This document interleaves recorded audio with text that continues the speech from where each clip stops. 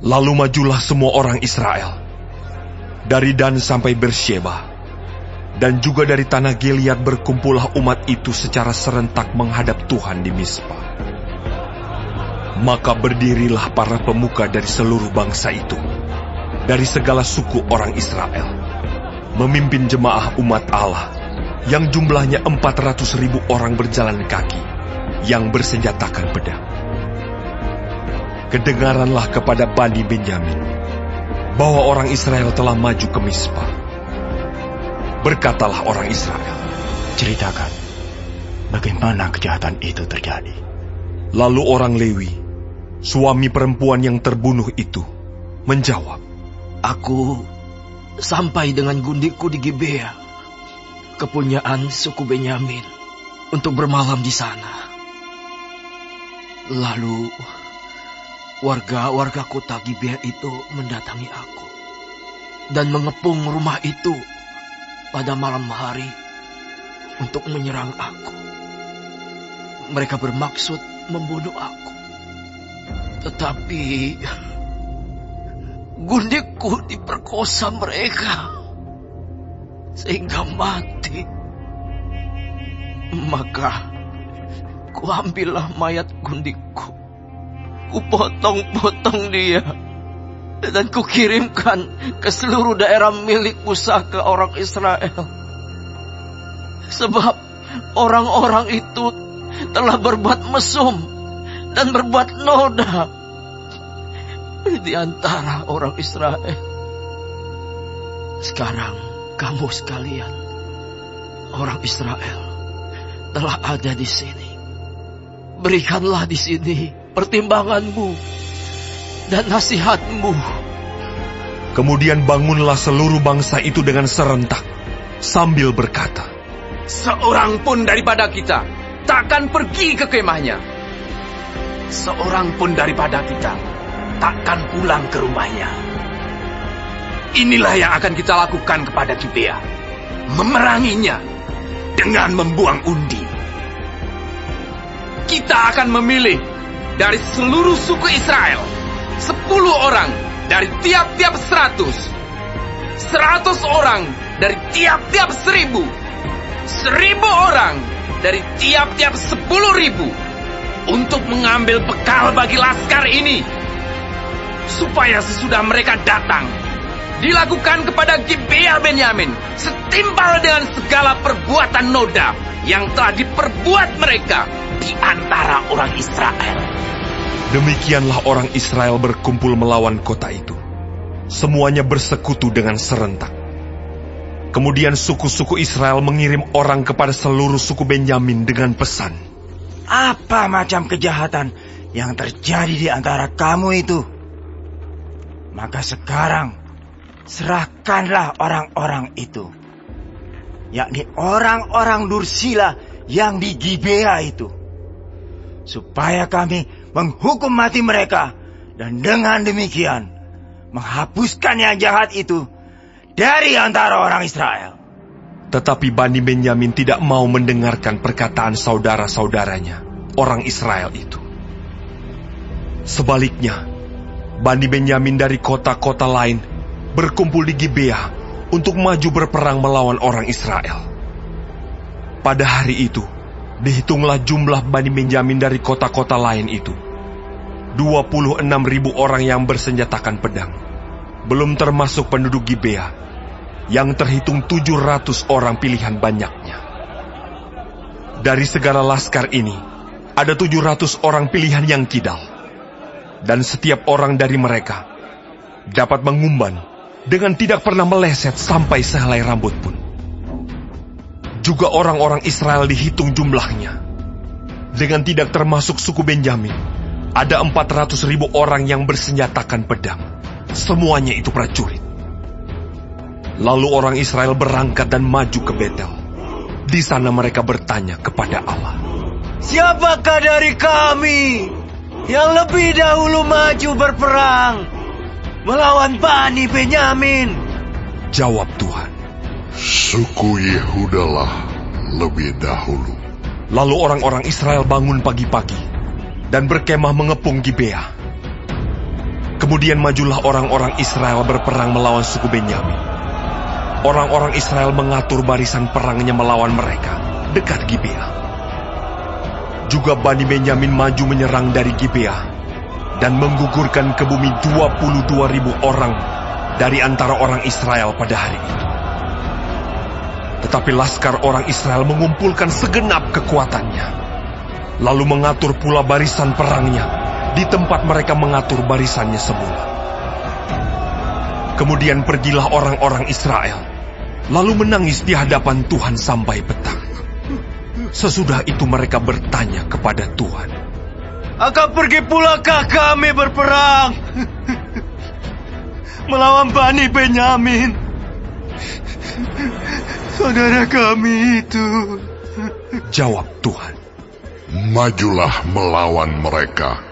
Tetapi ketika orang-orang Israel pada hari kedua sampai di dekat Bani Benyamin, maka pada hari kedua itu, majulah suku Benyamin dari Gibea menyerbu mereka. Dan digugurkannya pula ke bumi 18.000 orang di antara orang-orang Israel. Semuanya orang-orang yang bersenjatakan pedang. Kemudian pergilah semua orang Israel, yakni seluruh bangsa itu, lalu sampai di Betel. Di sana mereka tinggal menangis di hadapan Tuhan, berpuasa sampai senja pada hari itu, dan mempersembahkan korban bakaran dan korban keselamatan di hadapan Tuhan. Dan orang-orang Israel bertanya kepada Tuhan. Pada waktu itu, ada di sana tabut perjanjian Allah. Dan Pinehas bin Eleazar bin Harun menjadi imam Allah pada waktu itu. Kata mereka, Haruskah kami maju sekali lagi untuk berperang melawan Bani Benyamin saudara kami itu? Atau haruskah kami hentikan itu? Jawab Tuhan, Majulah, sebab besok aku akan menyerahkan mereka ke dalam tanganmu. Lalu orang Israel menempatkan penghadang-penghadang sekeliling Gibea. Pada hari ketiga, majulah orang-orang Israel melawan Bani Benyamin dan mengatur barisannya melawan Gibea seperti yang sudah-sudah. Maka majulah Bani Benyamin menyerbu laskar itu. Mereka terpancing dari kota, dan seperti yang sudah-sudah, mereka mulai menyerang laskar itu pada kedua jalan raya. Yang satu menuju ke Betel, dan yang lain ke Gibea melalui padang. Sehingga terbunuh beberapa orang, kira-kira 30 orang di antara orang Israel. Maka kata Bani Benyamin, Orang-orang itu telah terpukul kalah oleh kita seperti semula. tetapi orang-orang Israel telah bermufakat lebih dahulu. Marilah kita lari dan memancing mereka dari kota ke jalan-jalan raya. Jadi orang Israel bangun dari tempatnya dan mengatur barisannya di Baal Tamar. Sedang orang Israel yang menghadang itu tiba-tiba keluar dari tempatnya, yakni tempat terbuka dekat Geba, dan sampai di depan Gibea. Sebanyak 10.000 orang pilihan dari seluruh Israel. Pertempuran itu dahsyat, tetapi Bani Benyamin tidak tahu bahwa malapetaka datang menimpa mereka. Tuhan membuat suku Benyamin terpukul kalah oleh orang Israel. Dan pada hari itu, orang-orang Israel memusnahkan dari antara suku Benyamin 25.100 orang. Semuanya orang-orang yang bersenjatakan pedang. Bani Benyamin melihat bahwa mereka telah terpukul kalah. Sementara orang-orang Israel agak mundur di depan suku Benyamin, sebab mereka mempercayai penghadang-penghadang yang ditempatkan mereka untuk menyerang Gibea. Maka segeralah penghadang-penghadang itu menyerbu Gibea. Mereka bergerak maju dan memukul seluruh kota itu dengan mata pedang. Tetapi orang-orang Israel telah bermufakat dengan penghadang-penghadang itu untuk menaikkan gumpalan asap tebal dari kota itu. Ketika orang-orang Israel mundur dalam pertempuran itu, maka suku Benyamin mulai menyerang orang Israel, sehingga terbunuh kira-kira 30 orang, karena pikir mereka, Tentulah orang-orang itu terpukul kalah sama sekali oleh kita, seperti dalam pertempuran yang dahulu. Tetapi pada waktu itu, mulailah gumpalan asap naik dari kota itu, seperti tiang asap, suku Benyamin menoleh ke belakang, dan tampaklah kota itu seluruhnya terbakar. Apinya naik ke langit. Lagi pula orang-orang Israel maju lagi. Maka gemetarlah orang-orang Benyamin itu, sebab mereka melihat bahwa malapetaka datang menimpa mereka. Jadi, larilah mereka dari depan orang-orang Israel itu ke arah padang gurun. Tetapi pertempuran itu tidak dapat dihindari mereka. Lalu orang-orang dari kota-kota menghabisi mereka di tengah-tengahnya. Mereka mengepung suku Benyamin itu, mengejarnya dengan tak henti-hentinya, dan melandanya sampai di depan Gibea di sebelah timur. Dari Bani Benyamin ada tewas 18.000 orang. Semuanya orang-orang gagah perkasa. Yang lain berpaling lari ke padang gurun, ke bukit Batu Rimon. Tetapi di jalan-jalan raya masih diadakan penyabitan susulan di antara mereka. 5.000 orang. Mereka diburu sampai ke Gideon dan dipukul mati 2.000 orang dari mereka. Maka yang tewas dari suku Benyamin pada hari itu seluruhnya berjumlah 25.000 orang yang bersenjatakan pedang. Semuanya orang-orang gagah perkasa. Tetapi 600 orang berpaling lari ke padang gurun, ke bukit Batu Rimon, dan tinggal 4 bulan lamanya di bukit batu itu.